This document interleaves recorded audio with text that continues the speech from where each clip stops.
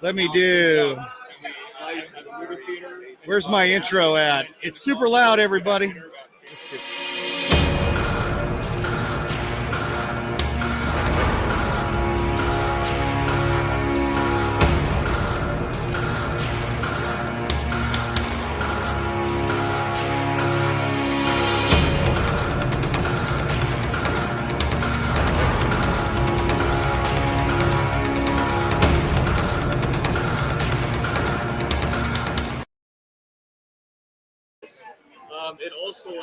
Hey, everybody.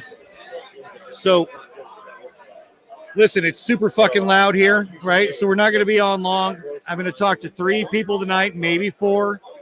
We're going to keep it real simple. Might come back later, but hey, we'll see how it goes. I got to pull up the comments real quick. Give me a second, right? Hey, Dearmid, what's happening, bro? Hey, I know it's loud, but can you hear this microphone? Fine. Is that good?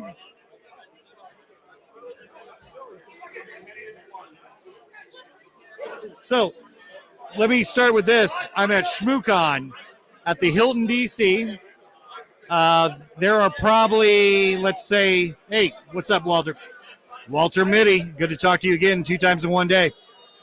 I'm at ShmooCon. I'm at the Hilton, D.C. on Connecticut Avenue. Right now we're in the lobby of the hotel, right? So there's this lobby, and then there's a restaurant. There's at minimum 1,200 people in here, so it's real crazy. I'm going to introduce some folks who are new to the con scene, also much younger than me, and we're just going to have a good time with it tonight, right? Nothing serious, right? So that being said, hey, scoot over a little bit, all right? All right. So this is Funky One. Funky One, say hi. Hello. How are you doing? So how about we start here? Introduce yourself to the people. So hi, I'm the Funky One. I currently work for Black Lantern Security as an attack surface management analyst. So essentially think of it kind of as a salaried bug bounty hunter. So if you're not familiar with that, when a major company, let's just use Apple, comes out with a new phone or a new service, they have guys like him take a look at that. Sometimes it's called penetration testing. Sometimes it's called red team.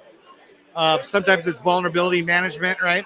So they'll take a look at it as if you're a hacker, let's say a Chinese government hacker or a Russian hacker, and you try to fully exploit that new device, right? Yeah. A new device, new thing, new process across the gamut.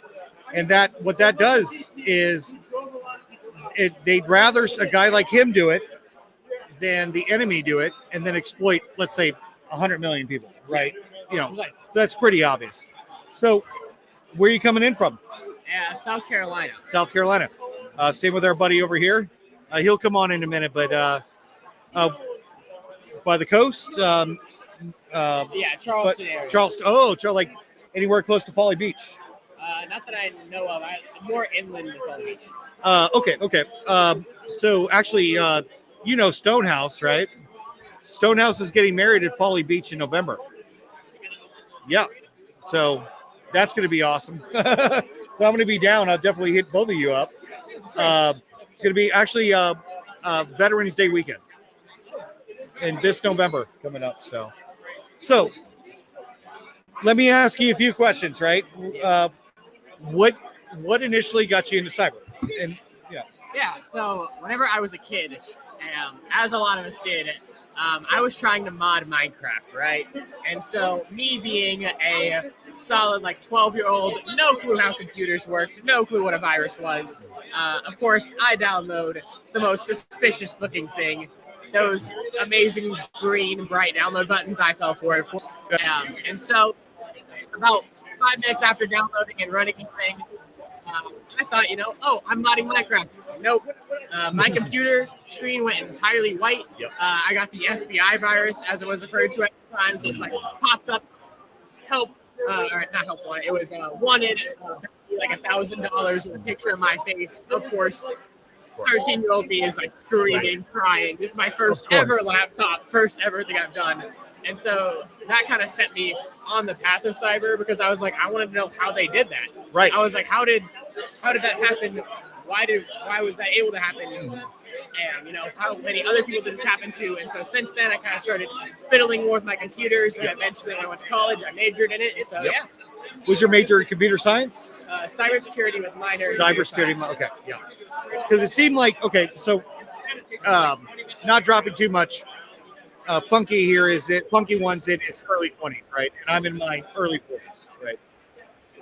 So I grew up in a completely different generation than you did, and like nobody knew what viruses like, and probably like your exposure was like, why did this happen to me, right? Whereas like my kids are going through the same thing. Let's say 2 years ago, my then 12-year-old was like, Dad, this guy on chat's going to give me like $500 if I give him my username and password. What's my password? I'm like, nope.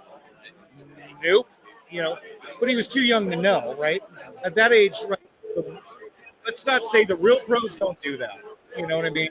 Like what you're doing now for a living, you're preventing the real pros from acting. Whereas like the really malicious types are going after kids, you know, and they do make a significant amount of money because, you know, they're pretty well aware that the kids' accounts are on their parents' money, right? So you break one thing, then it's a cyclic effect.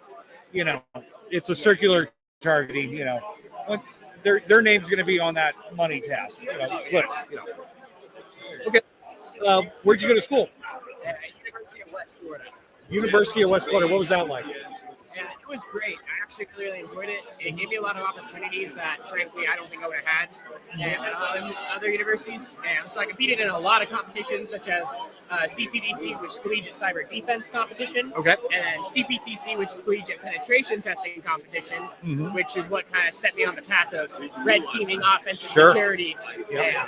So yeah, no. Well, let me ask you this. So I assume you've graduated within the past 2 years? Yes. Yeah. Okay. Have you considered has government service for say or military? Has that ever been an option for you? And if not, why? It was definitely an option. Okay, that's cool. The main reason I decided not to go with it was particularly for family reasons. I didn't want my family to worry about me a ton, and being in those kinds of roles, after having like discussions with like my mom and my dad, it would have just made them be a lot more anxious about me like going to work every day, those kinds of things. And so, for the sake of them not aging significantly faster than they already are. Well, it's like after 9/11, I quit college and joined the Marine Corps. Right. You know, I'm from a big military family. Like my grandpa has a Silver Star. Late grandpa, he died late 90s. You know, so it was like, you know, we have a lot of guys in the Air Force. My sister's an airman. She's a pediatric dentist in the Air Force now, like a lieutenant colonel, right? That's a pretty safe route, right? Whereas I joined the Marine Corps and like everybody was like, I got two streams. They're like, A, you're not smart enough to be intel, and B, you're not tough enough to make it in the Marine Corps anyway. I'm like, and I knew I could, so I'm just like, fuck you. You know, it was like, you know, my thought with young guys like you, and I hate saying young guys, but you know what I mean? It makes me feel so old because I'm not that old. You know what I mean? Like, it's not like that, but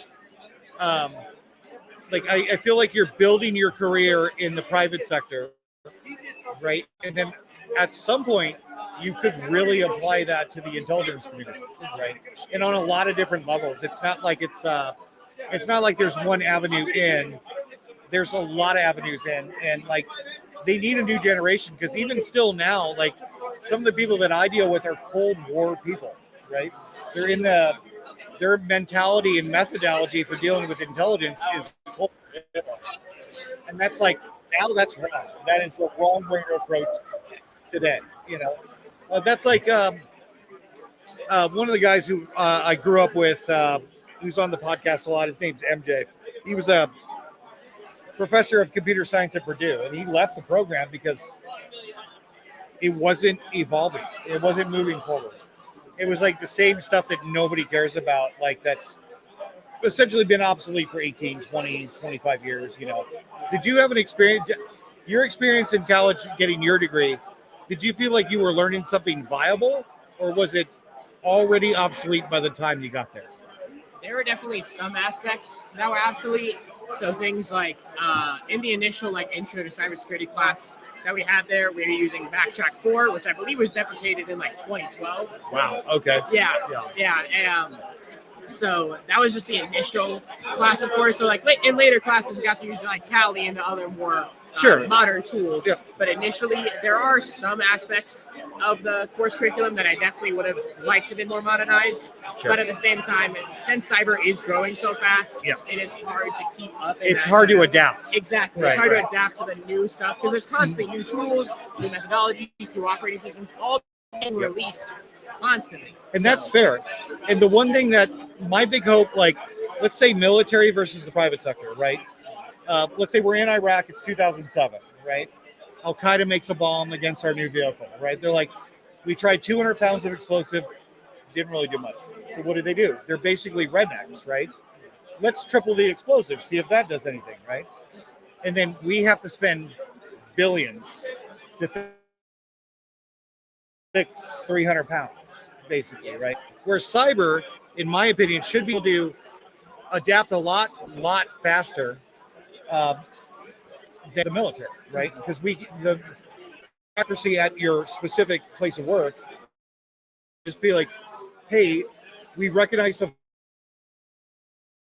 vulnerability, it's new. Maybe write a report on it or whatever. But you can, as anybody in the community, immediately start working on a solution. You don't have to have permission.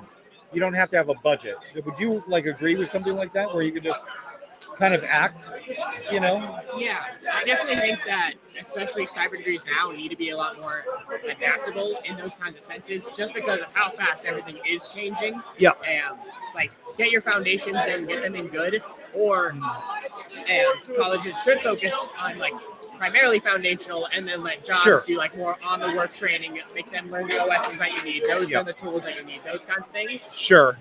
Well, that's probably been my biggest argument with, like, let's just say computer science, right? Or cybersecurity. And my stepson over there behind you, he's got an associate's in cybersecurity, right? And we've done a lot of conversations about tools. And it seems like, now, so the tool space, and it's like its own virus, right? Or its own snake oil. Everybody has a solution for everything. But there are some tools out there that are 20 years old that work, that are literally unbridled, essentially, in that sense.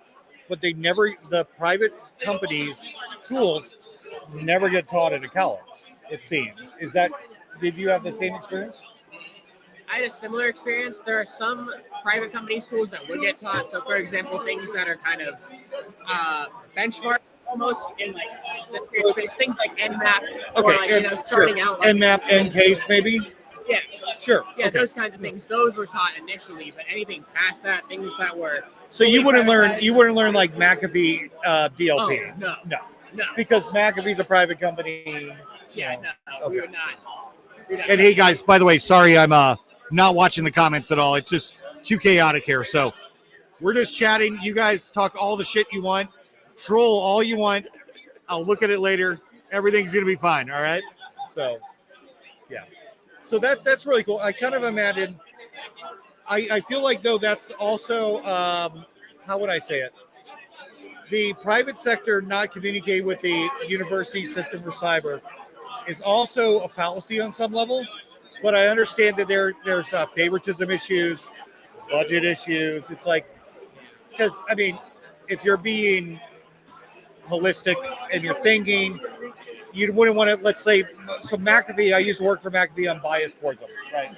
They do have a great product, and now Trellix and McAfee, same with FireEye, same with Mandiant, same with Symantec, everybody's product's the best product that ever happened, right? Yeah. And maybe instead of training on a specific product, some training on, there are products that do this. Like, here's your SaaS solution. Here's your DLP solution or options. But here's what DLP actually does. Just like stuff like that. If you were in charge of a university cyber program, how would you integrate, like, what you know now versus what you, let's say what you know now versus 3 years ago when you were still in school? I would probably pushing kids to get a lot more hands-on experience. So doing things on their own, because a college can only teach you so much. They can only do so much for you in some way, shape, or form. They can only teach you fundamentals so much. It's going to take the extra effort of students to go kind of themselves, pointing them in the direction of things like Hack the Box, Try Hack Me, Course Riggers Academy are like the big three kind of learning institutions that I go to on a daily basis now, and I wish I would have known about 3 years ago and would have set me up to be in a much better position now. So what about like when you were in your studying, did you have the option to get like OWASP, OSWP, OSCP, or were those later? No. We didn't have any options for certs until I was a senior. And then when I was a senior, they added in a Security Plus class. Okay. Well, so that's funny. So to the left of you, he got Security Plus in high school. Yeah, that's what I'm hearing. Is that there are multiple high school programs in the area of the university I went to that were giving kids, that were giving them the opportunity and teaching them like Security A Plus and all those other CompTIA certs. But then at the college level, we weren't getting those same opportunities. Right. Which obviously cost is a factor when you're a college student. You could have done those on your own, but did you even know that it was like a legitimate thing, or not really? I always heard about CompTIA, and I always heard about like OSCP and like those kind of things, but I didn't know how important they were to like the job search. I didn't know like really what in any way, shape, or form actually go about testing for those. Sure. Yeah. Because professors don't really taught from their curriculum, and they're like, okay, we're teaching you our curriculum. This is how you're gonna learn this topic. So while I was probably taught the same principles that are on like Security Plus, they did not point me in the direction saying, hey, you should go do this now. You've taken my course. So a couple of days ago, I was talking to a buddy of mine. He's in cyber. He'll probably be here tomorrow. This handles Casper.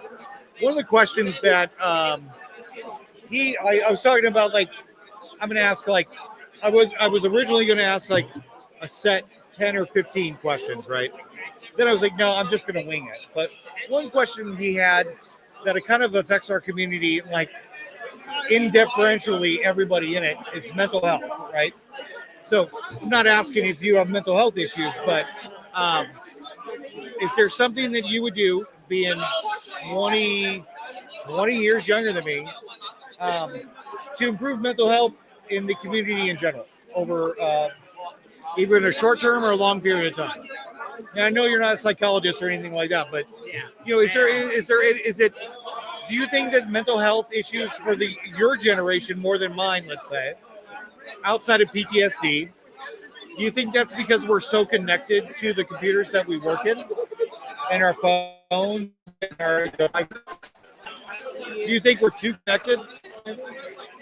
I wouldn't go for the fact that we're too connected. Okay. I think that sometimes the connections that we make can lead to a poor mental health. So, for example, things like valuing like social media on a high aspect, valuing those kinds of things, that can lead to a poor like mental health if you're relying on things like that for validation, stuff like that. Yeah. So I think it's kind of a double-edged sword in that fact. Like, how connected we are is a great thing. Like, we should be pushing for that kind of community, especially in like cybersecurity.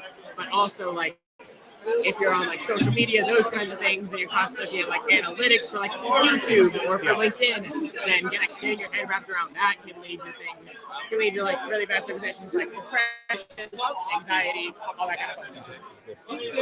That's good. Thanks, buddy.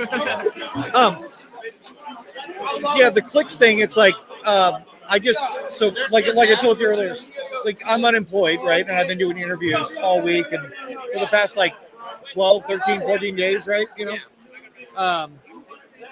They're like, well, will this job make you happy? I get asked that a lot. I'm like, I'm not interested in happiness when it comes to my career. I love my career. I'm interested in purpose, right? I feel like purpose is something that I had since I was young, very young, like 14, 15, right? I feel like purpose, maybe not in your job, because like your job, when you work, you see a result, right? And I think I hate to say this, I think you're rare for your age group and your skill level and what you're doing for a living. Like, how do you feel about that? Like, happiness versus purpose. You know, or have you even thought about that? I haven't really taken time to think about that. Yeah. You probably haven't had to be honest with you. Had to. I just focus on like, am I happy doing what I'm doing right now? Yeah. Yes. Like, Yeah. I love my job right now. I cannot see myself doing anything different. Like, it is what I want to do. Is it something you can see yourself like retiring out of later? Like you're going to be in this for the long haul? Yes. Yeah. 100%. Do you think you're going to continue education, like eventually, like master's or PhD in the something? I would like to get at least my bachelor's, just because I want to go and like kind of be an adjunct college professor and be able to teach the things that I missed out on and kind of help out that way. Sure. One thing with my generation, like masters, if you got a master's, it was an MBA. Like a lot of people didn't like specialize their masters. A lot of my Marines, especially Marines, they went and got PhDs in like strategic intelligence, right? And it's like they're no better of an intelligence professional than they were before they got it. They just have that thing, and they'll tell you that. Like, I just read a lot and I write a lot. I can proficiently write a 20-page paper. Yeah. Does that help you in the intelligence community? Fuck yeah.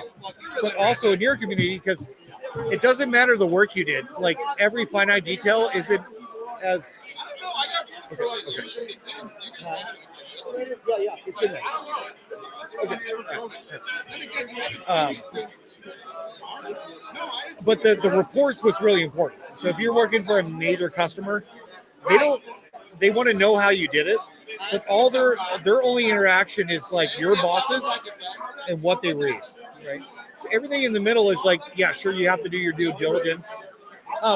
Let's talk about that. You mentioned methodology like 2 or 3 times, and so have I, right? I use methodology like it's like the best thing that ever happened. So everything I do, intel related or human intelligence related, or anything cyber related, I have a methodology, right? And I use sticky notes. I check the box. Like I check X, Y, and Z. I did X, A, B, and C. Do you have a process where you do the same thing when you're doing your job? Oh, 100%. 100%. 100%. Okay. It's not only for me, but also for like the client in this case. It makes sure that I don't miss something. Right. So like, if I'm like on a pen test and say for some unknown reason I forget to run like Durbuster or like directory brute forcing and I miss out on like the entire new login portal that could be vulnerable, that's me missing it. That's on me, and then the client is then vulnerable necessarily because I wasn't the one to catch it. Someone else can do. Malicious actor in that fact. Let's talk a little about cyber warfare, right? Where do you think cyber warfare is going?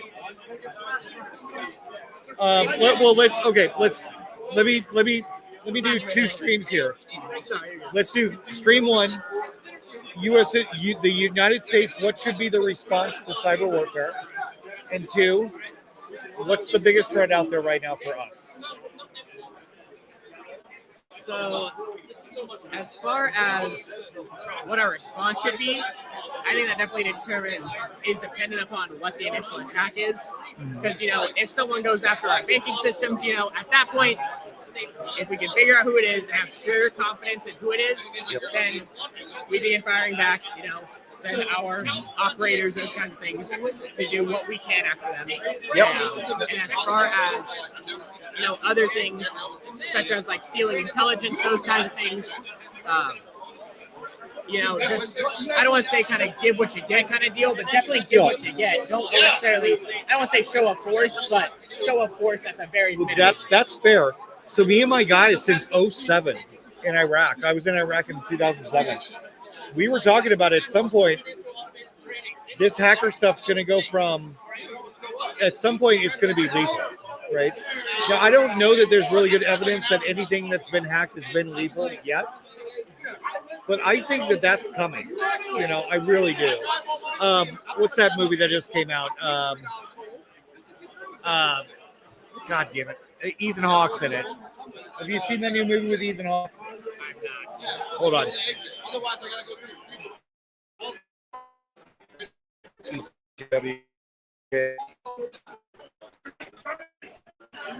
By the way, you do really good on these podcasts. Like, it's really, yeah, I'm serious, right?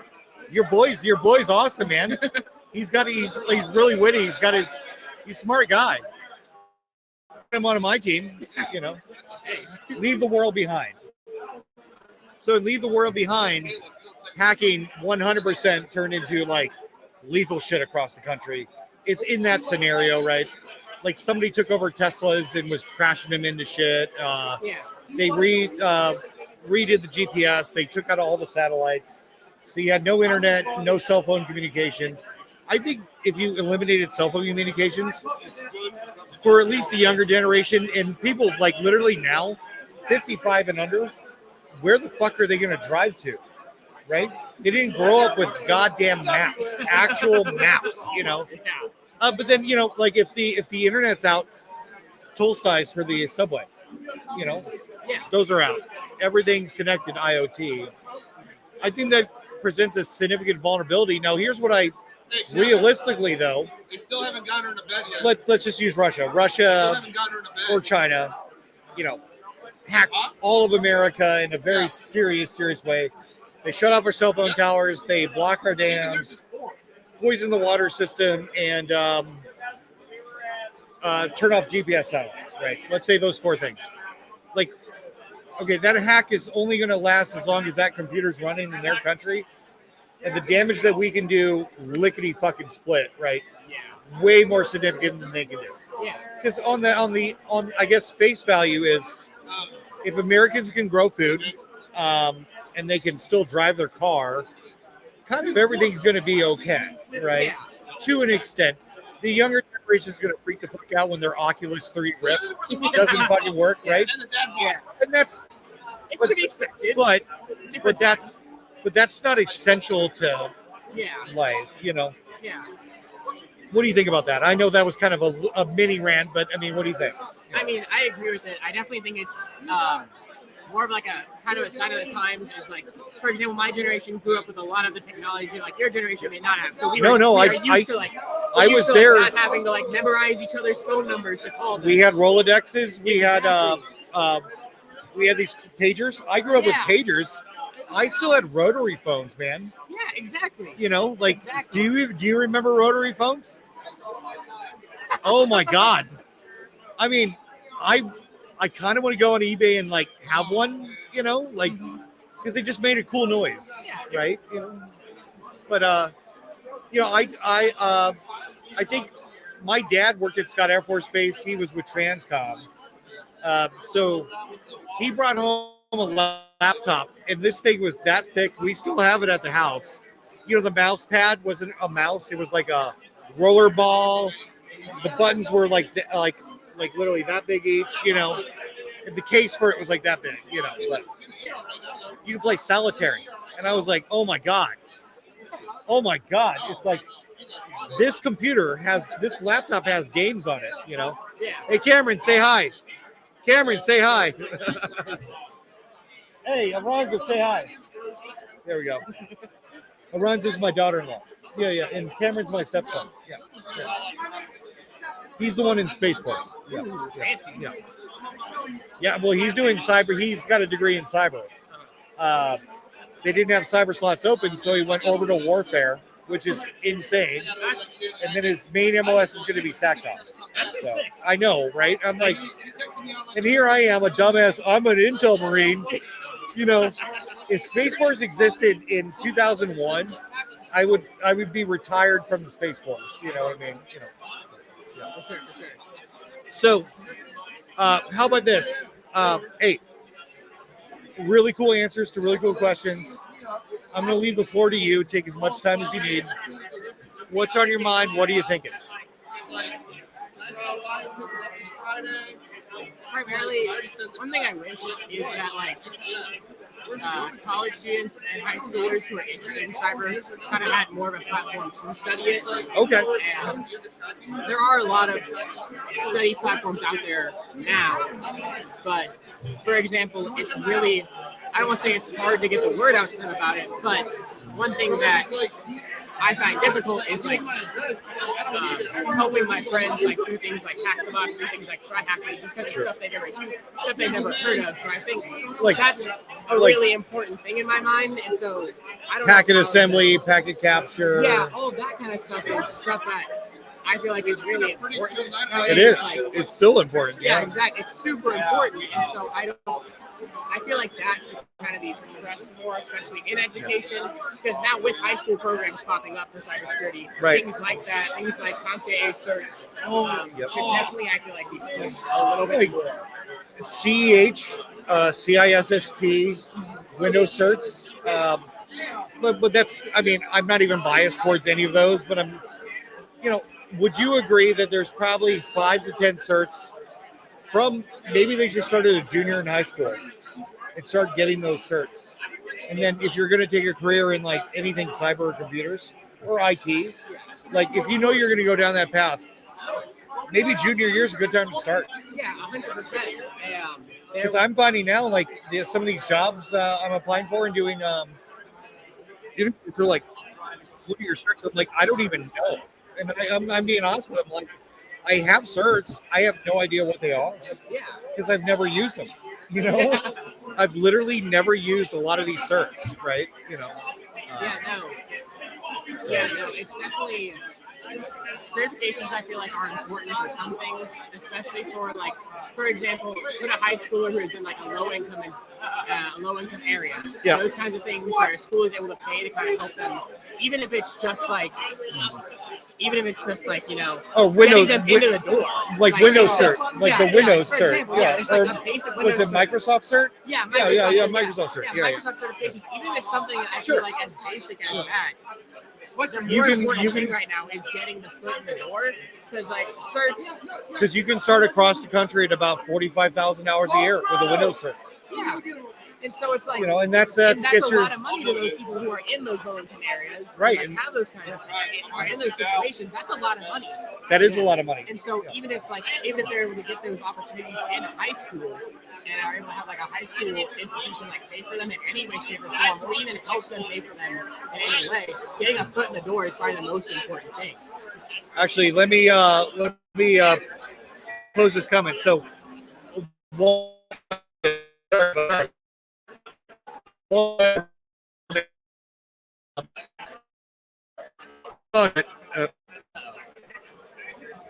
I think we're still live, but I hope. Well, let's see. Actually, I'm not even going to try. Walter, I was going to post one of your comments, but Walter's been Walter Mitty's been in cyber for like 22 years. I think you said 22 years earlier today, but I imagine that he has. Oh, there we go. Yeah. There we go. Now Hey, that's. Oh, dude, sorry, man, dude. 22 years. Yeah, sorry, dude. I'm on Hotspot. I'm on Hotspot Hacker Conference, so there's a lot of it. Started on QBasic. Okay, I mean, do you even know QBasic? I don't know QBasic. Okay. Not at all. I mean, that's old school. So they were talking about QBasic in the 90s when I was, I think it was QBasic in the 90s. I was part of 2600, like literally the original hacker group, in my opinion. But but yeah, man. Is this your first time at ShmooCon? It is. It is. Shmoo. Is it really? Okay. Is. So, first ShmooCon, recent graduate, working in actually what he's doing for a living is actually really advanced. So if you're not in cyber and you're watch this later, like the vulnerability bug testing, finding type stuff, I mean, that's not easy. You have to have some skills. Okay. Period. Right. And there's no joke with that, right? Like, so you're a smart guy at the base level of it up, and that's there for you. Let me take this. They stole your chair. Hey, go grab another one real quick. You want to come on in a sec? All right. So, the floor is still yours, pal, man. Once Joel gets back, I'll have Joel on, and then we'll talk to Gabe over here. I'll talk to my stepson over there. You gonna come on, bud? You gonna come on? Aranza, you want to come on and talk about being a military wife? No? Okay, that's fine. That's fine. You don't, obviously, I just want to intro, say hi, Yeah. So, hey, at that, anything else you want to talk about? I mean, I'm gonna be live streaming tomorrow. Hopefully, it's probably gonna be twice as loud. Actually, maybe we'll do it a little bit more professional tomorrow. But, dude, thanks for coming on. Is this your first time you've been on a podcast or anything like that, or a live? Second. Okay. I was on Red Seer Securities. Oh yeah, Red Seer. Okay. All right. Yeah. Well, we know all those guys. They're some of my favorite people right now. They've been nothing but gracious to me and just like helping out and just like spreading the word. Or like I passed my resume to Ken Nevers. You know Ken, right? Yeah. And Ken's just like, I sent it to my whole team. I'm like, we all know somebody. I'd hire you right now if I could. Somebody knows somebody's going to hire you right now. So you know what I mean? Yeah. You're all great. Thank you so much. I appreciate you having me on. Thank you. I really appreciate that. Joel, come on up, buddy. Hey, so let me introduce you to Joel. Joel actually got me my ticket for ShmooCon this year. So if you're not familiar with ShmooCon and getting tickets, the process fucking sucks. All right, you're either lucky or you're not. And you didn't tell me how much I owe you, but I owe you something for it. So he says that on camera. I owe him something for it. Period. So let's start like we did with him. The floor is yours. Talk about yourself, right? Just whatever you're comfortable saying. Sure, man. Actually, probably scoot up a little more. I'll scoot over. Yeah.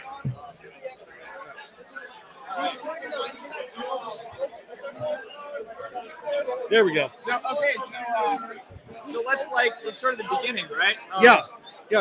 Well, what? Talk about yourself, then we'll talk about what got you into cyber in the first place. Yeah. Okay, so I'm Joel, aka the Techromancer. I do a lot of coding, so I like writing offensive Python tools. So I'm the author of Bebot, Trevor Spray, and ManSpider. So offensive Python tooling, automating pen test stuff. Yep. Basically I work for Black Landing Security as a pen tester and coder. That my time is split like 50-50 between hacking and coding, basically. At your current job, are you guys all, when you do a pen test, are you guys all cyber guys, or have you incorporated somebody like me at all? Good question. So I would say that we do have mostly cyber. Our human is basically limited to phishing. Okay. So we do like phishing and social engineering. Yeah. You know what I found though? Honestly, like Intel guys like me are kind of bad at phishing. Like it's not in our wheelhouse, right? We're also pretty bad at Intel. But you guys are also pretty bad at Intel, right?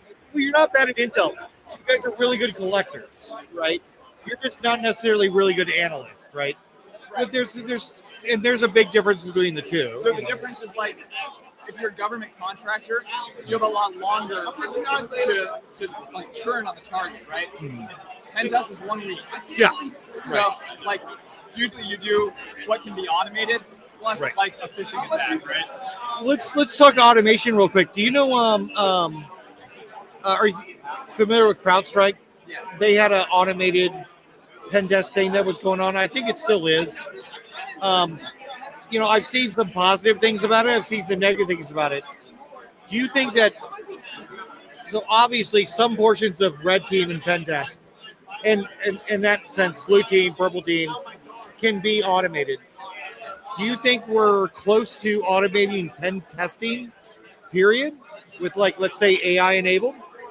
Or do you think we're still not, or we're half there, quarter there, 75% there? What do you think? That's a good question. So the way that I think of it is I think of like you're a company, and there's legislation that says you have to have a pen test. Okay. Right. So I think. Oh, for compliance. Like, yeah. Compliance. Okay. Okay. So I think that we're not far away from having an automated pen testing service that satisfies compliance. The compliance. I Okay. think we're close to that. Okay. But there's a big difference between a company that wants to comply and a company that actually wants to be secure. Secure. Yeah. Right. So I think there's going to be a difference. It's like the crypto argument. Like cryptocurrency is secure, but it's not private, right? Because you can see the whole blockchain, right? You know. So Same thing with like, yeah, sure. But the compliance, let's say it's U.S. government compliance for contractors. Let's say big contractors, Booz Allen Hamilton, BAE Systems, GDIT, the major ones. We're talking 100,000 employees, etc. Right? They have the resources, the budget, the people to look at compliance specifically and be like, U.S. government, come check us. We met these compliance milestones, right? Has that ever in the history of cyber been enough? No, No. absolutely not. So what I'm saying though is I think that it'll automate away some jobs, but not all of them. And like I like to think of it in terms of depth, right? Okay. So think of a large language model. Yeah. Okay. A large language model is an average of the internet, right? It's extremely broad but very shallow. So when I run an automated tool on an external attack surface, what am I looking for? Am I looking for vulnerabilities? Sure. Obviously. But, but more importantly, I'm looking for things that look suspicious that I can drill deeper into. Sure. These are things that a large language model could probably not do, at least for some time. That I think maybe at least, let's say 50-50 cyber versus human. That's where human comes in. Capitalizing on mistakes, right? So maybe a human error isn't recognized digitally, right? Whereas you can recognize that immediately digitally, right? I mean, because that's how I get successful. Like I realize that the bad guys, like Conti's a great example. Conti out of Russia, you know, they got hacked by their own people. It's technically an insider threat for them, but you know, like their vulnerabilities were all internal, not external at all, right? So you have to wait for somebody inside to make a mistake. When they made a mistake, it was a fucking mistake, right? Like, you know, what was it? 14 terabytes of data? I mean, you know all about it. Yeah, well, yeah. So with the automation, right? How long do you think AI takes over the world? Okay, so this is And you're running that. He's running that program. He won't say it in public, but okay. So this is an excellent question. Okay, and this is a polarizing question because 50% of people will tell you that the government is going to make a giant AI and that they're going to use it to control everyone. Okay, but there are people who think that the same thing is going to happen with AI as what is happening has always happened in tech and has always happened since before we had a frontal cortex, before we had logic, right? Right. Where there's going to be competing groups. Sure. So like imagine like multiple packs of wolves competing, right? Mm-hmm. Yep. So they have to fill each other out. They have to smell each other. You know. And each one sort of has its territory, and they're all competing. So I think the same thing is going to happen with AI. And the only way that's not going to happen, the only way that we end up with like the dystopian one AI controls everything, is if the legislators decide that this is the AI we have to use, and they manage to actually enforce it. Which I don't think that's that. I think if they did that tomorrow, I don't think that's enforceable at all, right? We all have GPUs sitting in our like computers, right? Right. It's like, you know, like 5 years ago, if you asked me if I was using AI to help me with anything, I'd say I'm trying to figure out how. If you asked me yesterday, I'd be like, absolutely. There's free AI out there, right?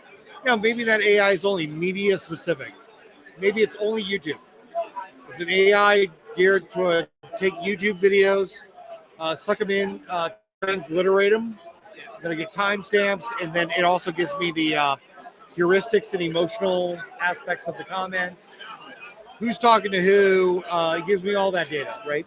And all that's important on some level somewhere, but so how about this? I think I've known you for at least 3 years, right? Maybe 4. First time Redcon, right? Yeah, the first Act Redcon. So yeah, we met at the first Act Redcon. We were pretty fast friends. Just like everybody watches this who's not in this community won't understand so much as we will. Like, you just kind of meet people at conferences. You're like, this guy's really cool. Let's chat. Hey, I'm Wally. Hey, I'm Joel. It's like we just chit chat. And then like it just grows from there. Like, one of my best friends in Virginia, I met him at BAE. I would never have thought to go up to the guy and talk to him. Stonehouse. Now I'm like going to officiate his wedding here. You know what I mean? So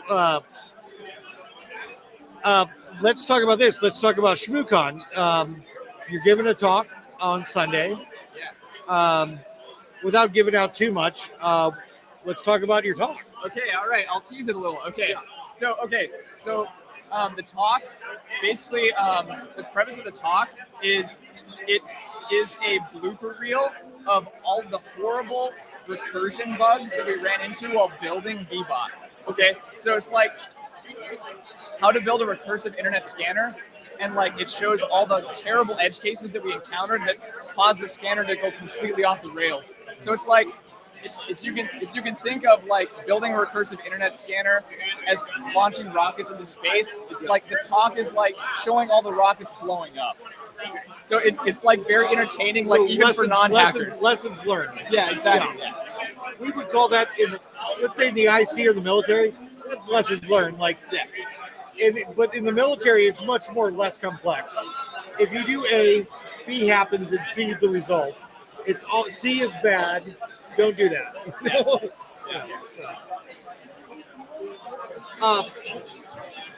His talk will actually be public later. I don't want to go too into detail, but Joel is doing some of the same stuff I am. I'm using Alice Notebook. He's using his own program that he built. So we were talking earlier about like holy shit, I'm every time I come to one of these conferences and I hang out with people I know, we get to talking. I realize that I literally know nothing about a lot. Like, I'm in such a niche market with my intelligence methodology. Like, it's I need to expand, and I always expand. That's how I feel sitting in your Russian intelligence talk. Sure. Well, I mean, but that's the thing. So my Russian intelligence talk in your talk, at some point, you and I are going to combine those on some level, and it's going to be like, okay, if you're working, that's two worlds colliding, but in a good way, right? And that's what it should be, I think, holistically and strategically. Did we talk about how you got into cyber? Did we talk about that already? We haven't got there yet. All right.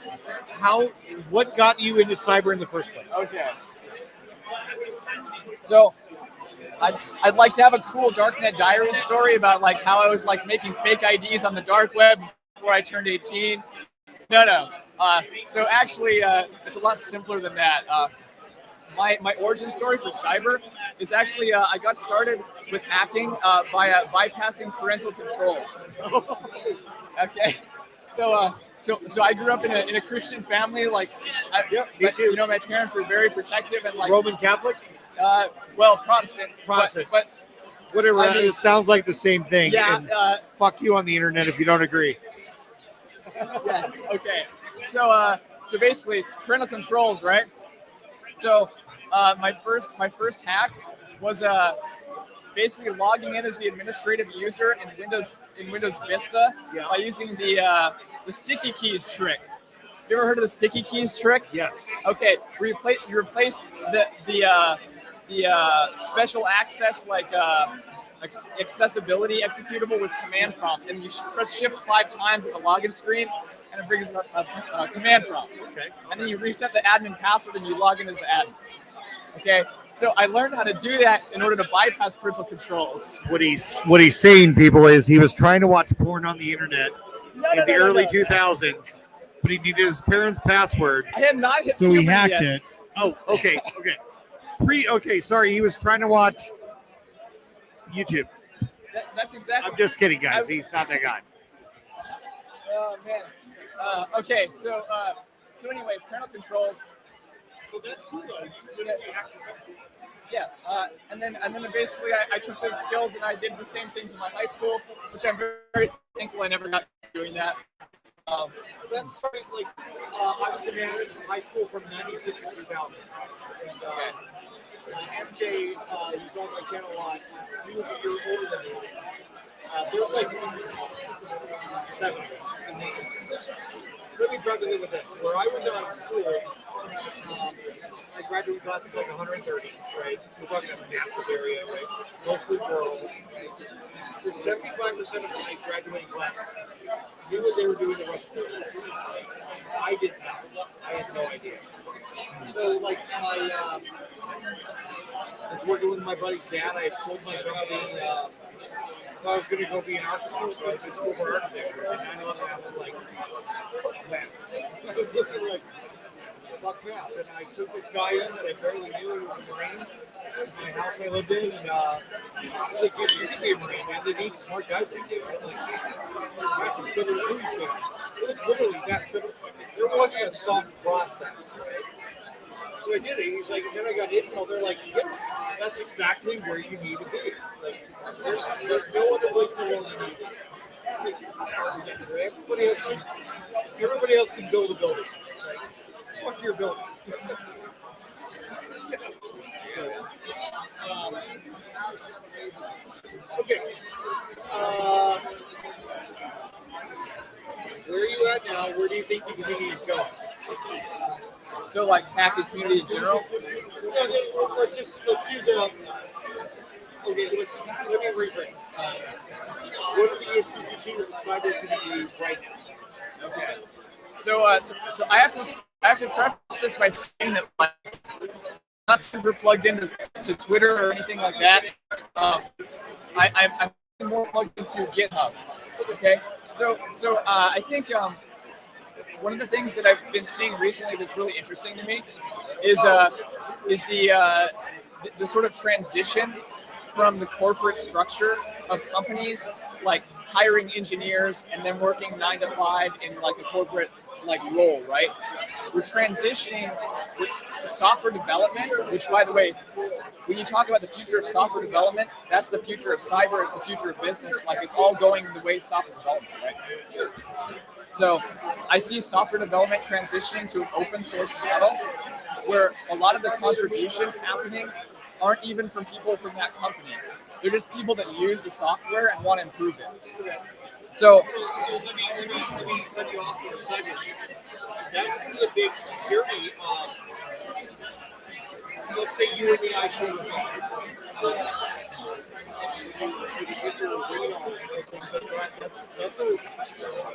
that's a literally current security violation.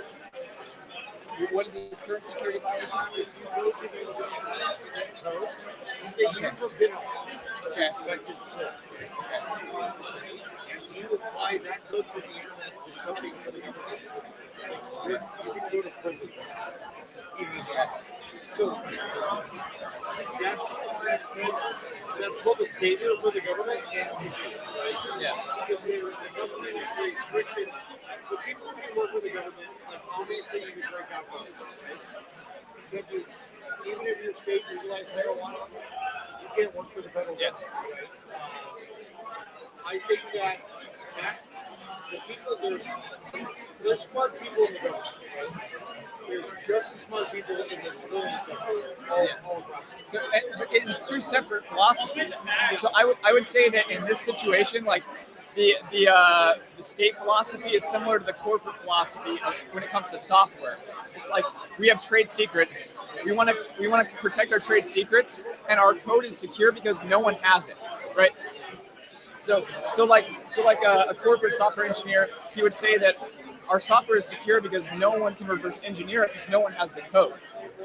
A hacker would say that like our code is secure because it's open source and everyone can audit it and see and read it. So it's two separate philosophies. I think there's some validity to both of them.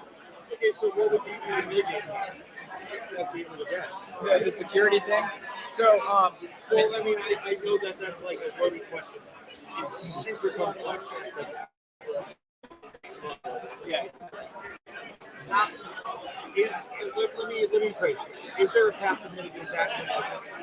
Let's call it GitHub the project. Let's say from that to the government, is there a way to incorporate both in a way that makes sense? That's Yeah. you think there is? Yeah, I think there is. So imagine. Okay, so you know how SSL certs work? Okay, so you have a certificate authority, right? And sort of everyone trusts that certificate authority, and basically the certificate authority issues the keys, and basically, in order for everyone to communicate, they all have to trust the certificate authority. The government uses SSL just like everybody else, right? Which means they also trust the certificate authorities. So I think that part of the solution to this problem is to have a third party that's not government, that's not basically part of the actual software project, that both parties can trust. And that third party audits the security of the software. And also, if you're just talking about like a network of trust, right? Think of an open source project like Linux. Okay, well, that's fair. Linux would be a great example where the first party trust comes in and works. Right? Obviously, most of the services are but here's right now, one of the big things is third party vendor risk management, right? Yeah. Or second party, or even vendor risk management, right? I worked for Security Scorecard for like a year, 2 years, and it's a big thing. Do you think that like vendors are really that bad? You know what I mean? Like, I'm doing the same thing about a company I used to work for on the internet, right? Obviously, but one thing I've come to realize is that everybody's kind of doing the same thing. Like, there's not a single company out there, American, Canadian, Mexican, South American, European. They don't want to take risks, obviously. Yeah. Like, they do not want that. Yeah. So nobody's intentionally not securing themselves to create a vulnerability. So, like third-party risk management, do you think that's bullshit, or is that also a fact? Oh,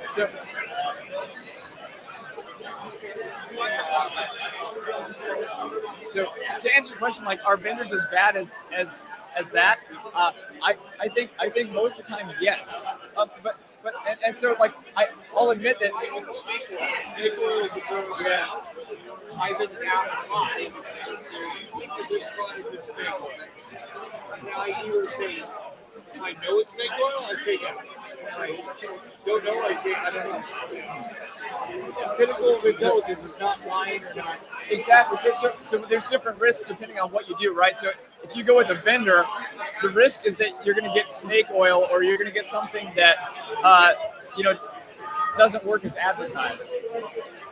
Or in the case of SolarWinds, they might get breached, and you might get breached through them, right? Which has the same risk. For a while, it's called Just going outside. Can we come on for like 30 minutes?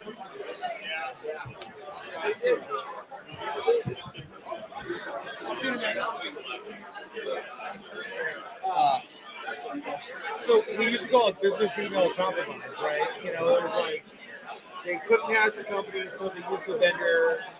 They hacked the email server. Came through there.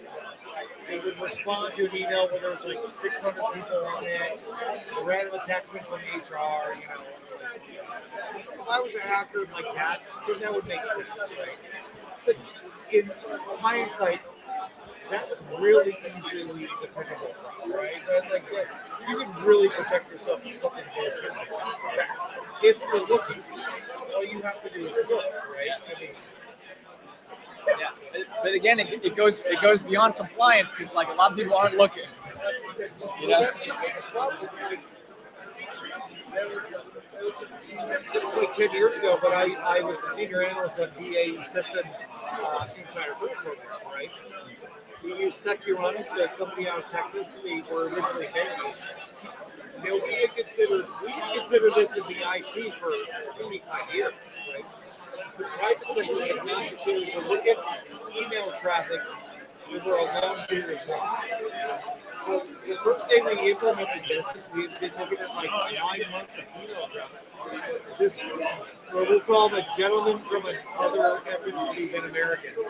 I've been sending, we knew that if it was 8 kilobytes, it would hit flat and it would be scanned. So he sent a 6 kilobyte piece of a big thing. He did that every week, almost every day. Data exfiltration.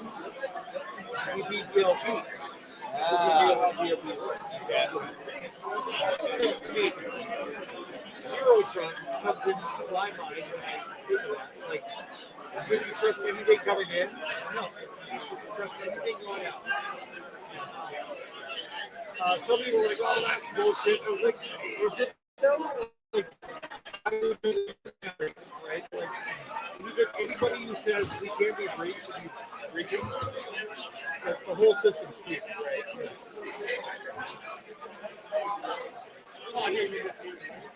Oh yeah, walk like an Egyptian, but Object matters. it does.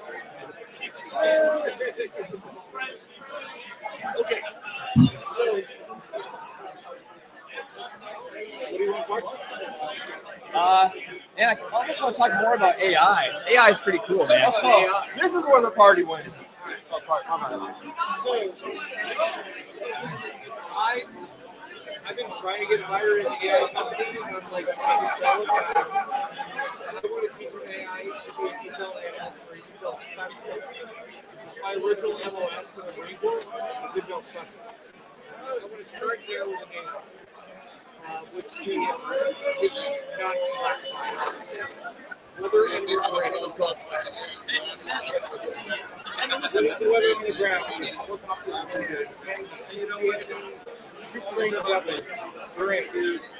What's the terrain? Terrain's pretty obvious, right? So in the spectrum of like analyst work, is this like low level analyst work? I'm talking about. This is what now. This is now. Thank you. I think we'll be.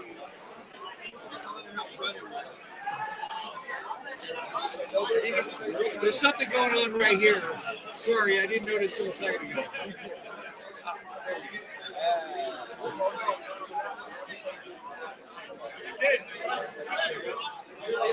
Okay,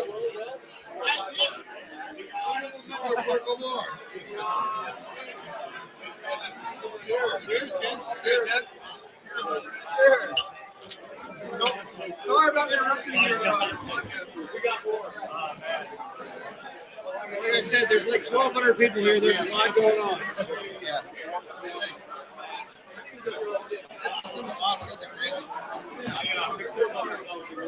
So, Okay.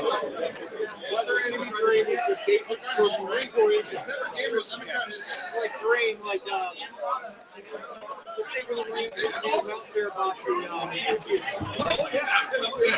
they need to know the waves, the tide, the sand consistencies, like big vehicles. I'm going to start there with an AI.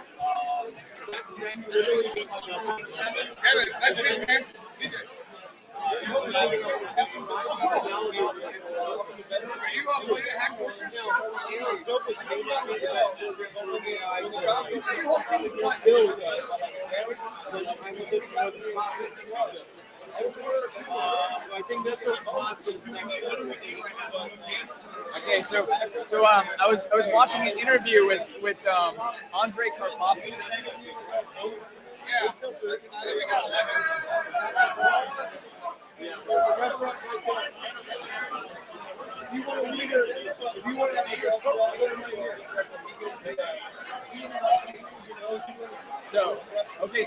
So analysts, right? Like, can AI do the job of like a low level analyst? I think so. I think very, at least very soon it will be able to. So when OpenAI would. Well, but you brought up LLM. Like, is there anybody out there that's using tokens to trade a large number of commodities? Like, let's say, open grade stage. Let's say you to start you only focus on Russia. You went into an open grade exchange. You start in Russia. You win back $6. So there's not a single person out there in the AI world that's building a token for indicator.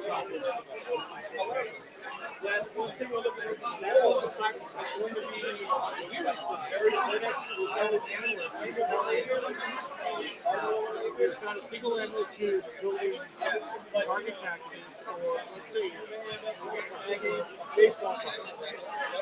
This guy is the department head of the finance and administration. There's nobody doing it. So the big story.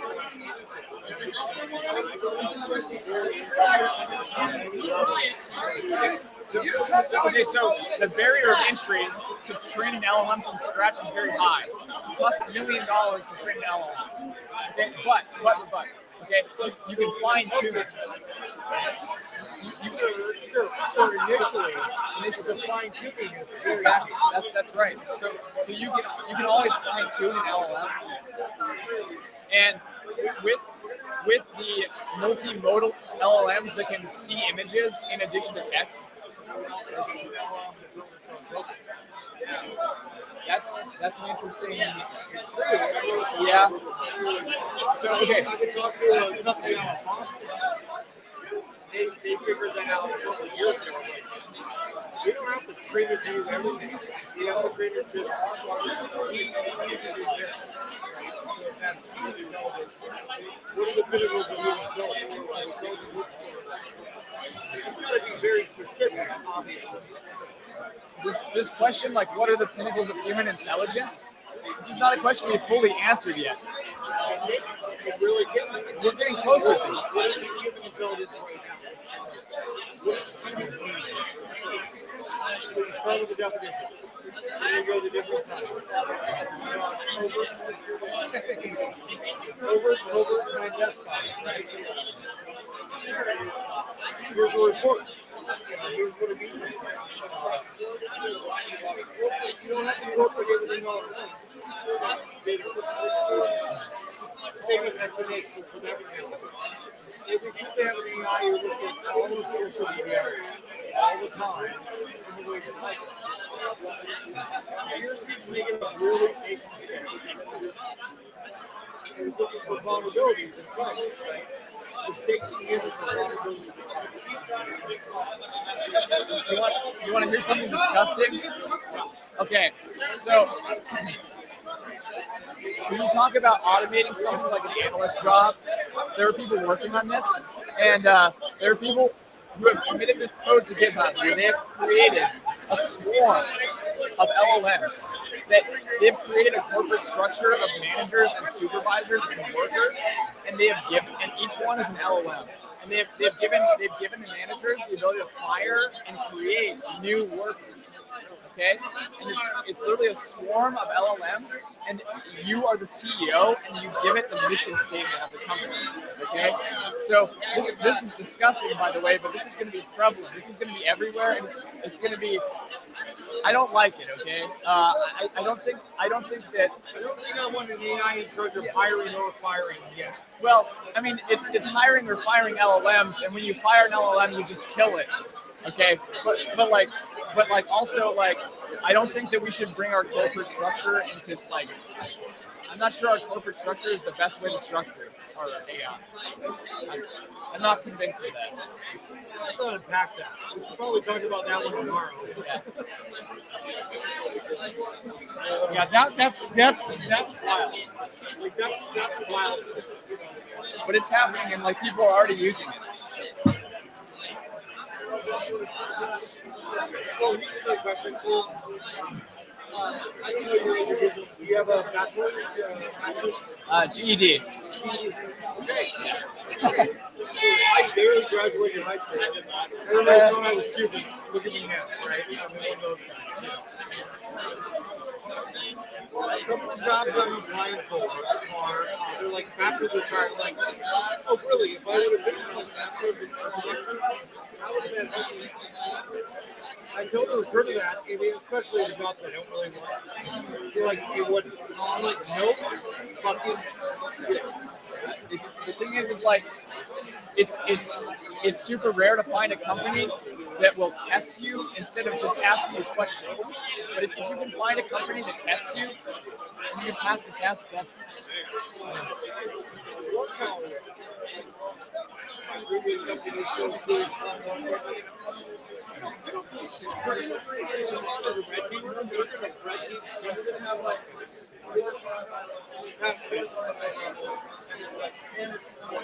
maybe you could not work great on two sections at the end, but you gotta pass the other.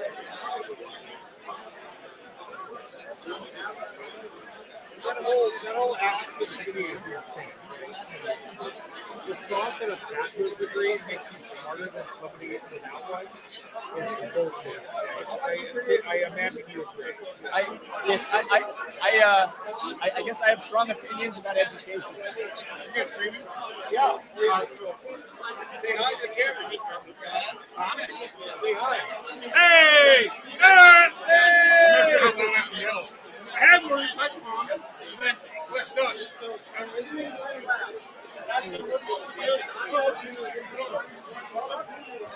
What are you on YouTube?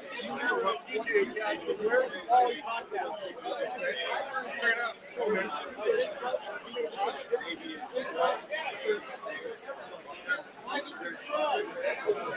All right, well, my doctor's little wife needs to get back. It's bedtime. Is it bedtime?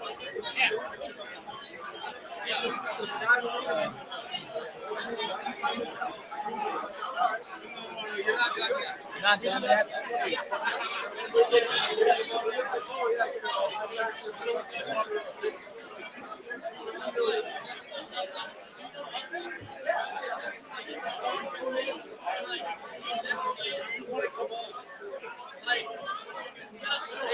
My battery's The water's fine. I only got battery for one more. Why not? You join for mine, DJ. Never mind.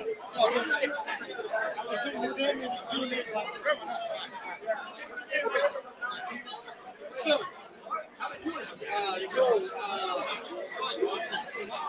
if some we'll talk tomorrow, what do they have to do? What do they have to do after the talk or before the talk? Like, let's say, you know, a lot of guys in Germany who log in and stuff. Oh, yeah. I think a lot of new types see new stuff. How do people get a hold of you or what do they have to do to totally engage with you? All right, awesome. Okay, so number one, GitHub. If you have an idea, submit an idea on GitHub. Number two is Discord. Discord link is on the GitHub. And that was yours. Anything you want to say? Brace yourselves for lots of AI craziness. Brace yourself for a lot of AI craziness. Yeah, You heard it from Pro. So and that Joel, Joel actually got me my ticket. I haven't picked it up yet. I do that tomorrow. Can't thank you enough for your insights. We're going to do this again tomorrow. So I think probably tomorrow we're going to be over there. Where it's so goddamn loud. But thanks for coming on, dude. Your contribution to the community. Can't thank you for your statement. So appreciate it. Yes. TJ. Coming over on my No. Just screw it. Okay. I don't know. I'm on a podcast. Hey. Let me move this over here. TJ. What's up, buddy? Not much, man. I'm doing good. How about yourself tonight? Okay. Good. This is your first time at ShmooCon. This has been, I think, my third or fourth time at Third? ShmooCon. Okay. Yeah. So I've been you're here. a veteran. You're not new. I don't want to say veteran, but I enjoy I it. think that's all that, right? So, hey, let's start out with talk about yourself. Sure. Take as much time as you need. You can handle if you want. I don't know where you want. That's fine. Sure. I can give a little bit of intro. Of course, yours for a few minutes. Talk about yourself. Sure. Where'd you come from? Sure. So my name's TJ Null. I currently am a pen tester, a red team operator for a defense aerospace sector company in the private sector. Before that, I used to work for a company called Defense Security, and I used to help develop Kali Linux, contribute, write content. Been a big community guy over the years, and my passion really started out in high school, just getting into the field and learning more about IT and getting into InfoSec and pen testing, and I've had a blast since. I graduated back in 2014. All right, yeah, so like 14 years after I did. Okay. Cool. Keep going. No, that's fine. So as I went through high school, I got a couple certifications. I went into a community college program, got done with an associate's degree in network information, trying to be a network engineer. And I was like, I really want to get more into cybersecurity. I want to learn more about how to be a hacker. Back in the old days, I used to play with Backtrack 5R3. I had a little lab set up. I was just enjoying it so much, and I wanted to learn more. So got a degree, got to cybersecurity, competed in a bunch of cyber competitions like NAC, CDC, National Cyber League, the Cyber Olympics. And then after that, I got picked up by a company to work as a SOC analyst for a few years at a cyber competition. So, and after that, it's been working there, doing side gigs, trying to get back to the community as much as I can. That's pretty good. It's actually good. It's like full. Like a lot of guys I went to college and now I'm working. Yours is way more robust. Well, let me ask you this. Let's start with this. Sure. I'm trying to change it up every I'm just watching my battery, oh my god. We're all gonna die. When that battery goes to zero, we're all dead. Right. 100%. Who's more dangerous, Russia or China? My opinion, secretly, I think China is. There is so much information and technical stuff that they're hiding behind that we don't even know. Russia is sneaky to show some things. Let me interject. Okay. Although China hacks a lot, intellectual property, AI, everything else, I don't feel like they're doing a lot with it. No, the capability they have, I think, is the capability to collect it is one thing. The ability to use it after is different. Well, Russia can weaponize it to an extent. North Korea's the B2. Iran's the B2. How do you feel about that? how do I feel exactly? Between it? Exactly. Just we have 18 B2s. Let's say the 18s, America, Canada, Europe, Russia, China, and then the B2s are North Korea. I bet it's I'm thinking B teams more. I'm thinking B teams. If you're thinking how dangerous they could be. Yeah. Well, we don't really know what they have that's capable. I mean, just as we do here. But I feel like although they can do damage, I feel like they're always behind. How do you think that? I'm just curious. Because the general populace restriction of let's say you're near 16. You can get on GitHub, you can get on XYZ. We can have a tutorial to walk us through. There's people who they don't have to. So they're essentially grassroots. Let's say with the exception maybe a fraction of 1% of the population. They're still dangerous. They don't have the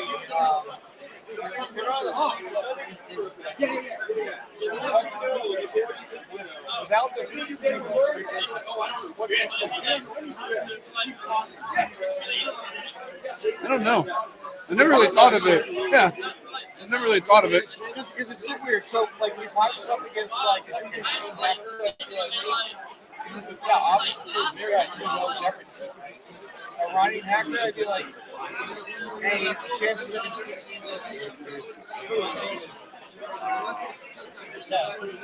You can't get on GitHub, you can't get on site.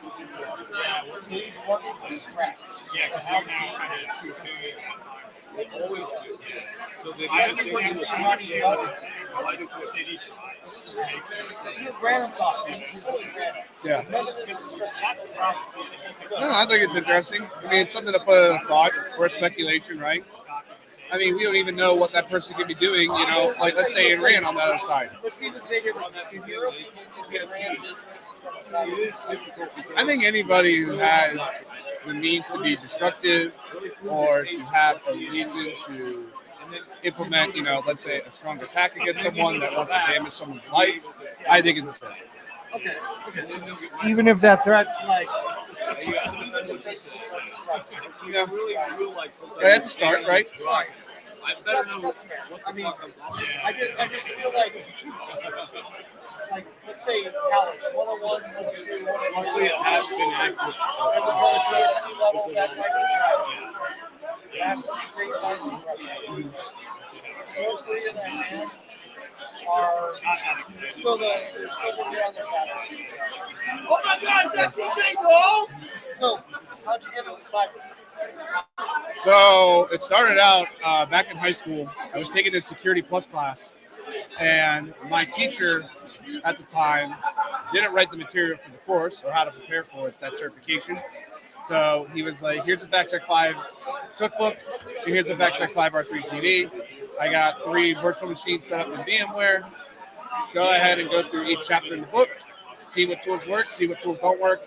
And if there's a tool that does work, go ahead and let me know which one it is. Leave a sticky note in the book, and I'll write exercise for it. We were basically doing his work, but at the same time, it's like, oh, we get a playground. We get to try cool things, right? And I remember, you know, in some situations, I would run like certain tools, and I'm like, wait a minute, am I hitting the actual network that I'm testing, or am I hitting something else? Sometimes I would take out the school's internet by accident, and that happens. But I'm older than you, but yeah, that happens. Yeah.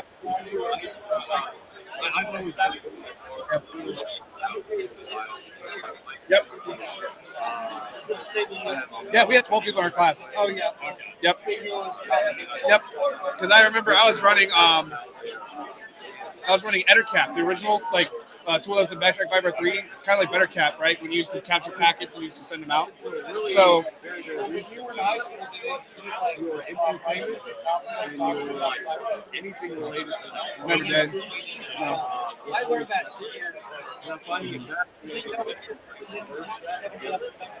I think if someone like, let's say, for instance, in law enforcement had the experience to speak about it, yeah, I think that'd be a good thing to talk about. I'm not anti-law enforcement. Did I show you my funny 27. Yeah. So I'm 41. Your generation and my generation, we got some similarities. We got a lot of gaps, right? Oh yeah. I mean, But nobody told me I didn't have to talk for that. What about yours? never been discussed. Nobody, yeah. Never been Never discussed. discussed. I feel like, let's say you have a starting junior in high school, right? You have someone who's really good at cyber or anything. I don't care. Track I feel like that should be like, something like that.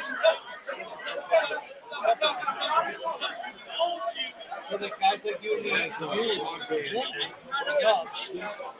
our rights. If a cop comes up and asks me, people like say, hey, I'm going to plead the fifth. If I do that, I would have gotten out of Yeah, so that's like a network. So like a network. And I mean, not So now we're at the time, like for us, that was never taught to us in high school. No, I went to Catholic high school. It's just like the police are the left hand of God, you know. Yeah. Whatever. Let me ask you this: where'd you grow up? From here? Yeah, I live up in Western Maryland. Okay. I'm in Okay. And it runs really well. Like this, where you cyber code and everything for $40. I think the big thing that I've seen with cyber communities lately is, I think this goes like almost around COVID time, where we used to have such a big dedication and people getting around, like, you know, being able to collaborate, contribute to people. We would have, you know, face-to-face interactions and meetups. And those types of like small communities are starting to die off. And it's kind of hard for a lot of those communities to come back together and contribute. So the big thing is like, I would like to see more people try to get back where they can from what they learned about. Maybe share something cool that's an interesting topic, right? I think it's a communication breakdown, but I also think as well too it's a dedication. You know, a drive. There's not that many people really we see in InfoSec community that come out of college that like have a drive or interest. They're more like, oh, when I get out, I just want my degree, and then I'm gonna hopefully get hired by an employer, and they're gonna train me or teach me, right? So, well, let me so I'm an Intel professional, right? My job is like what I do. It's kind of part of my personality.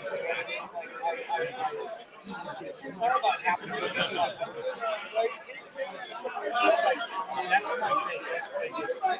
So sure,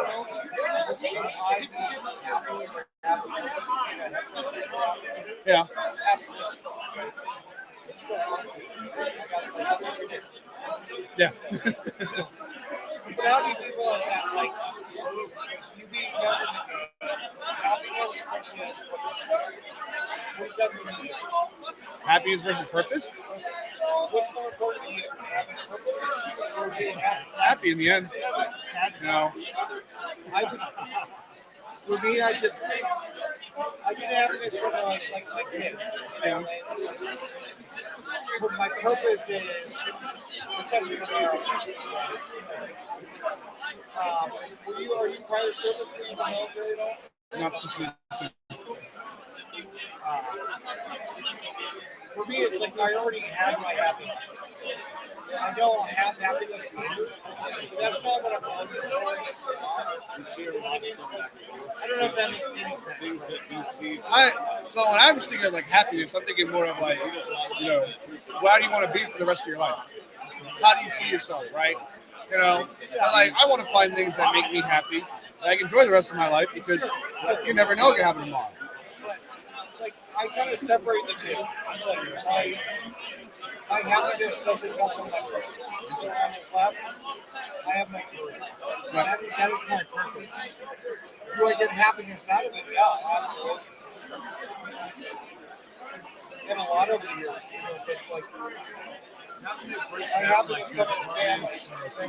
There's like maybe 5 other things that I've literally cut out 1,000 things that I thought would be. Turns out they don't. Right? It's just superficial. I was like, work is my purpose, happiness comes from my purpose. I don't even know why I went in that direction, but I did because I'm a drink. And fuck off if you don't like it. That's your opinion. I respect it. I'm just joking. I'm joking. But, I told them on the interview today, actually. I'm not accepted for that job. The guy was a little bit shit. And I understood that. Previous job I applied for, they were like, will this make you happy? I'm like, no, not at all. You know, just being honest with you. Like, it's a purposeful job. I appreciate that. It's something I can really do. I can do it well. Yeah. It's like the opportunity to have it. It's like, what does fucking this happiness have to do anything to do with our conversation? Well, how does it matter to you? If I come on with you, does that make you happy? You know, who knows random things? Let me ask you this. Sorry, went off table. the biggest issues with cyber community are right now? Like, are we just like specifically like saying like other issues that are not community based? You know, you think like general cybersecurity? In general. Like, we're in a big community, we all do a bunch of great stuff. Like, what are the biggest issues that you see in cybersecurity, cyber development, whatever? Always playing a cat and mouse game. Yeah. That's a big one. Always playing a cat and mouse game. That. Do you think our ability to react to the cat and mouse game is better? I think it's getting better. It is getting better. For sure. I think it's definitely getting better. Your audience is so fucking great. Because if I need to do something right now, I have to ask. Yeah. I think if you have to make a change, oh no, they know this. We're just laughing because we already know the IT shit. They don't even see you're wrong. It's like, what's this? To make a critical change to protect your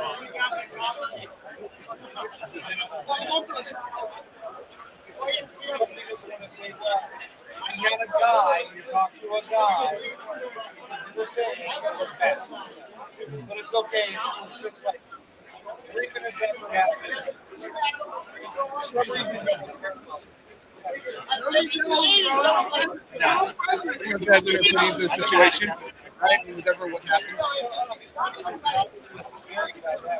You guys like having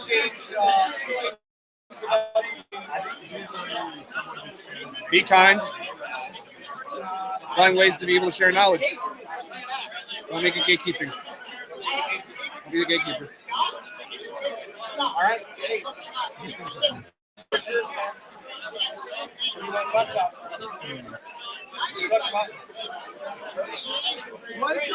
So what are some interesting projects you're getting into? What are some interesting projects you're looking to get into for cybersecurity for this year?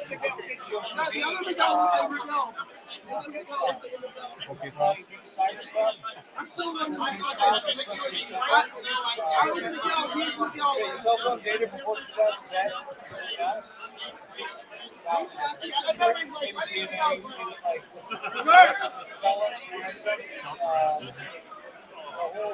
The whole forensic space versus military personality now is like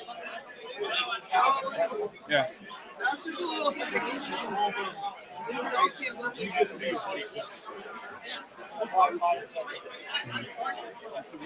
I think now we start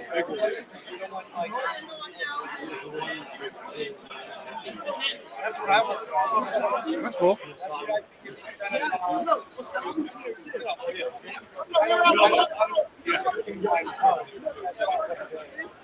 I just want to be like going back through old things and seeing what new cyber techniques could you apply to this situations, right?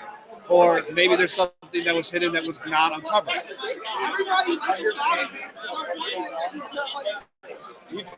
Yeah. Try to apply some of my Yeah.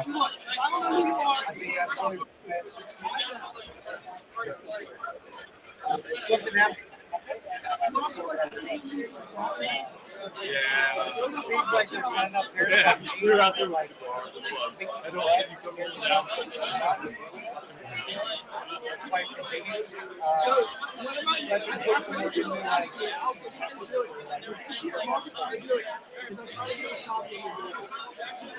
it's probably 10% of my What? I'm faster than him? I'm like 8 to 10. You did. Hold on. I don't have Is this something you look like you would think about maybe volunteering? yeah. I'm unemployed right now. I'm not volunteering. Have you heard of the National Child Protection Task Force?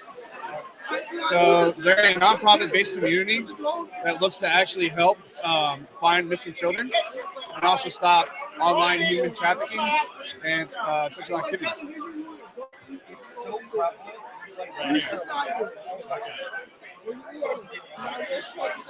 Yeah. No, I'm not. No, but I used to volunteer for them and work through cases that were there. What's the name of that? National Child Protection Task Force, ncptf.org. I'm trying to get away with that literally now. I'm trying to get it sounds like Yeah. They have been sponsored by the Tim Tebow Foundation, and Tim Tebow has been a really big advocate in the work that they have done. I would, I did the OER classes and all that. I'm trying to get like kids, like Yeah. like who goes to the mall. So that, is it what you in the camera? I don't really got anything else. It's great to be here. I appreciate you give me a time to be here. And ShmooCon's great. And it's sad that it's going to be ending next year, but let's make the best of it.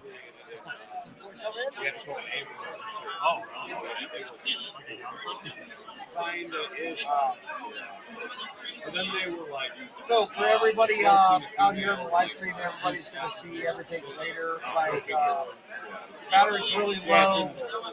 I'm on fucking hotspot. So anyway, thanks for coming on. Thanks for having a chat real quick. For everybody who's not subscribing to the Where's Wally podcast, right? I'm going to be on tomorrow and the rest of the night. We're going to drink, have a good time. Of course. Drink some whiskey. Yeah. That 7-5 guys, have a good night.